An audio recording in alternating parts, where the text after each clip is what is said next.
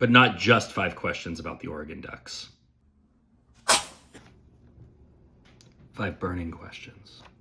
Wow.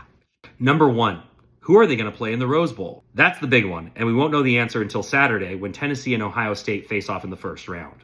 There's a lot of good reasons to think you'd rather see Tennessee in the Rose Bowl. But remember, Oregon's already shown it can beat Ohio State, and there's something to be said about the devil you know. Tennessee isn't just good. If they reach the Rose Bowl, that means they're riding the momentum of a win over Ohio State in the horseshoe. Number 2, is this break good for them? There's simply no way to know how the Ducks will respond to having 25 days off between games, between the Big Ten championship game and the Rose Bowl. Is it more advantageous to come in warmed up from a first-round game than to come in cold? Maybe, but there is no advantage to losing a key player to injury in the first round or being worn out from a first-round game with 3 rounds still to go in the playoff. The Ducks should be glad to have that bye. Number 3, can the Ducks withstand the schedule? There's no one in the Ducks' path who would be favored against Oregon. But the only thing that's harder than winning is to keep winning. To win a national title, the Ducks would need to finish the season 16-0.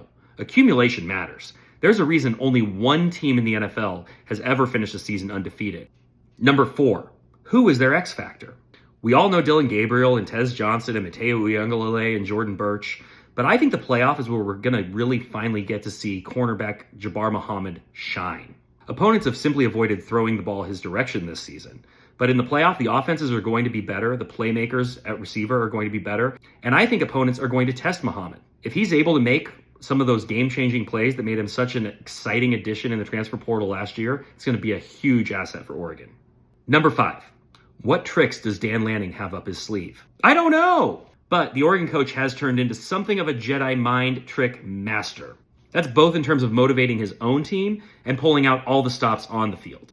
Already this year, there's been an intentional penalty, led to a rule change, a fake punt, an offensive lineman scoring a touchdown, and a place kicker drilling an opponent in the torso to recover the ball. There may not be a better coach in the country at keeping the opponent off guard, and I'm excited to see what tricks and fakes Lanning pulls out and when, because on college football's biggest stage, you know it will happen.